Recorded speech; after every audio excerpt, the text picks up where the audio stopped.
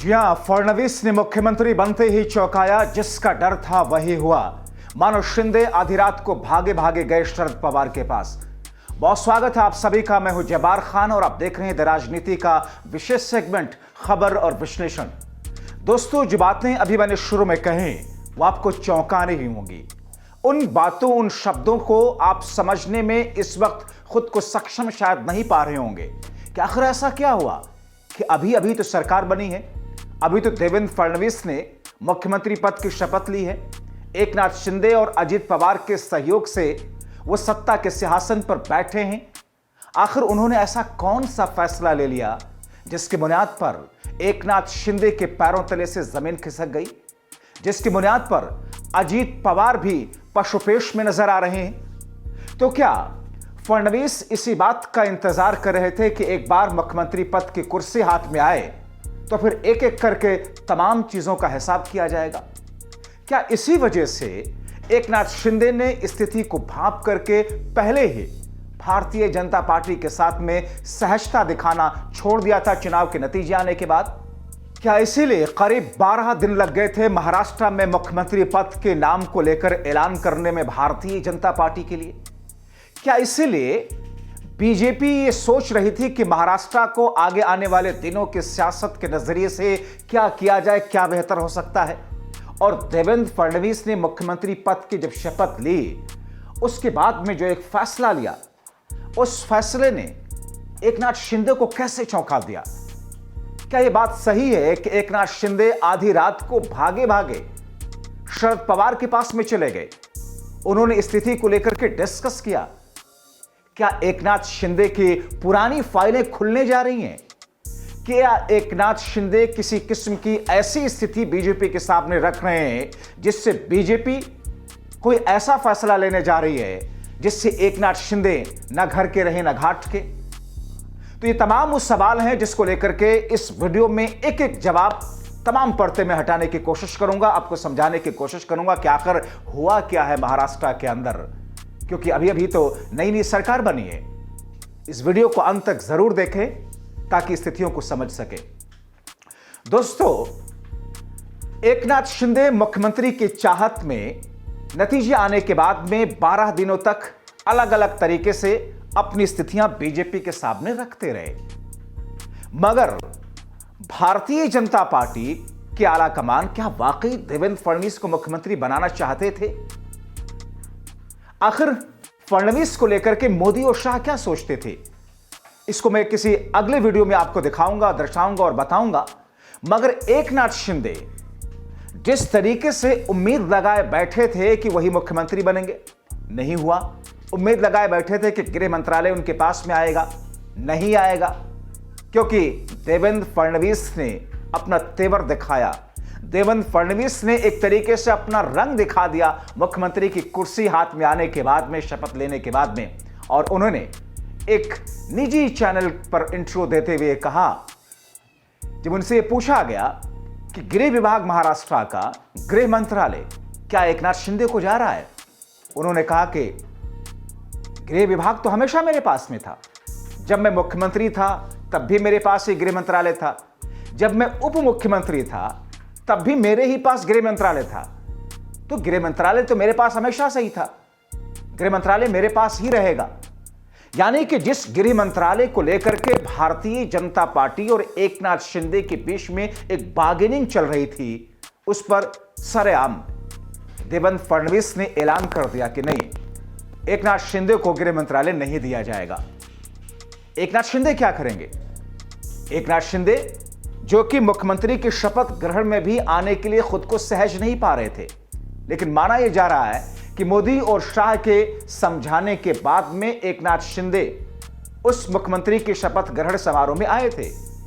आपने देखा होगा कि मुख्यमंत्री की शपथ ग्रहण के बाद में जो एक प्रेस कॉन्फ्रेंस की गई, एक कैबिनेट की मीटिंग के लिए या जिस अंदाज में अपनी बातों को रखने के लिए, तो जब देवेंद्र फडणवीस मीडिया के कैमरों के सामने आए तो ना दाईं तरफ एकनाथ शिंदे थे, न बाईं तरफ अजित पवार थे, क्योंकि एकनाथ शिंदे ने उससे किनारा किया।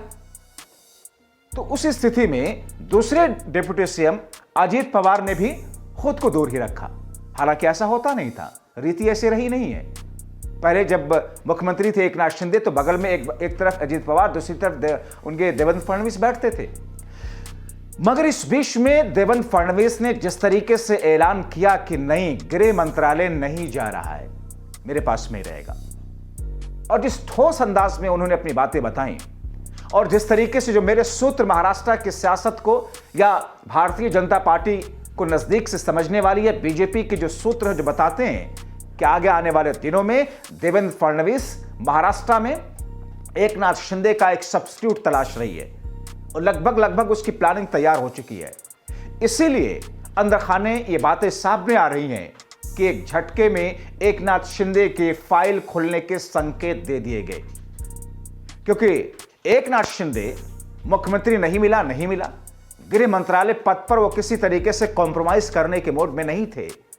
मगर बीजेपी ने अपना आखिरी दांव चला, देवेंद्र फडणवीस ने अपना आखिरी दांव चलते हुए एकनाथ शिंदे के ऊपर जो पहले आरोप लगे थे, एकनाथ शिंदे के ऊपर जिस तरीके के पहले मामले थे, उनको रीओपन करने की एक तरीके से धमकी कह लीजिए, या बार्गेनिंग के लिए एक स्पेस कह लीजिए, या फिर एक दबाव, एक प्रेशर पॉलिटिक्स टैक्टिक्स कह लीजिए, वो एकनाथ शिंदे के सामने रख दी गई। अब एकनाथ शिंदे क्या करेंगे? या तो सरकार के साथ में रहें या तो सरकार से अलग हो जाएं। सरकार से अलग होकर के एकनाथ शिंदे के पास में कोई विकल्प नहीं है, वो करेंगे क्या? सरकार से अगर अलग होते हैं बीजेपी से तो एकनाथ शिंदे की पार्टी अगले 3 महीनों के भीतर टूट जाएगी, ये मैं दावे के साथ में कह रहा हूं, और इसके पास में साक्ष्य भी हैं। इसके साथ इस तर्क के पीछे जो आधार है उसमें खुद बीजेपी के सूत्र हैं, खुद एकनाथ शिंदे की पार्टी के लोगों का कहना है। क्योंकि आपको बताऊं, करीब 13 ऐसे विधायक हैं एकनाथ शिंदे की पार्टी के जो कभी बीजेपी के नेता रहे हैं। एक झटके में एकनाथ शिंदे की पार्टी टूट सकती है, ठीक वैसे ही जैसे उद्धव ठाकरे की शिवसेना को तोड़ करके जो आरोप लगा बीजेपी के ऊपर, एकनाथ शिंदे अलग हुए थे और मुख्यमंत्री बने थे। मगर अब क्या ईडी का डर दिखा करके, क्या एकनाथ शिंदे की पुरानी फाइलों के खोले जाने का डर दिखा करके, या आने वाले दिनों में जिस तरीके से एकनाथ शिंदे की जो स्थिति है, उस स्थिति का आईना एकनाथ शिंदे के सामने रख करके भारतीय जनता पार्टी ने, या यूं कहें कि देवेंद्र फडणवीस ने वो फैसला ले लिया जिस फैसले का डर और जिस फैसले के बारे में आशंका और अंदेशा पहले से एकनाथ शिंदे को था। और अब यह कहा जा रहा है, सूत्र ये बताते हैं कि एकनाथ शिंदे ने फौरन ही ऐसे में महाराष्ट्र की राजनीति के चाणक्य कहे जाने वाले शरद पवार के पास जाकर के एक अंदाज में इसमें मशवरा लेने की कोशिश की। हालांकि आधिकारिक तौर पर न एकनाथ शिंदे उनकी पार्टी की तरफ से, न ही शरद पवार की तरफ से इस बात की पुष्टि की गई, मगर महाराष्ट्र की राजनीति को करीब से, नजदीक से समझने वाले, जानने वाले, वहां के राजनीतिक जानकार, वहां के वरिष्ठ पत्रकार इस किस्म का संकेत दे रहे हैं कि जैसे ही यह तय हुआ कि फडणवीस गृह मंत्रालय नहीं छोड़ेंगे, वैसे ही, और जब यह डर दिखाया गया एकनाथ शिंदे को उनकी पुरानी फाइलें खुलने का, तो इस मौके पर उनको सहारा शरद पवार से मिलने की उम्मीद हुई। आगे की स्ट्रैटेजी, आगे की रणनीति शरद पवार इस मामले को लेकर के किस तरीके से बनाएंगे, क्योंकि आपको यह पता है कि 132 सीटें बीजेपी के पास में है महाराष्ट्र में, 145 सीटें ही चाहिए, ज्यादा सीटों की कमी नहीं है। निर्दलियों की भी तादाद ठीक ठाक है, जिसमें से 50% तो तय मानकर चलिए बीजेपी अपने साथ ला सकती है। अजीत पवार उनके साथ है ही है, एकनाथ शिंदे फिलहाल हैं। तो बीजेपी, ऐसा हो भी सकता है कि अगले 6 महीनों के बाद, 8 महीनों के बाद, साल भर के भीतर अपनी बहुमत, सरकार के बहुमत अपने दम पर भी वो सिद्ध करने में कामयाब हो सकती है। उसके पास 132 से बढ़कर के आंकड़ा बढ़ सकता है। अब वो चाहे दूसरी पार्टियों के विधायक हों या चाहे जो निर्दलीय प्रत्याशी रहे जो जीत करके आए हैं वो हो। मगर इस बीच में एकनाथ शिंदे की वो फाइल खुलने का डर दिखाया गया, सूत्र ये बता रहे हैं, और ये कहा गया कि आप खामोश रहें। मगर एकनाथ शिंदे किसके इशारे पर चल रहे हैं?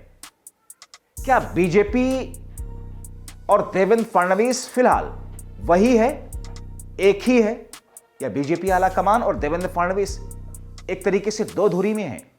आरएसएस की इसकी इसमें एंट्री है। मैं आपको अलग से उस पर एक वीडियो बना करके आपको पूरा कनेक्शन, पूरी उसकी बुनियाद बताऊंगा कि आखिर महाराष्ट्र की पर्दे के पीछे का खेल है क्या।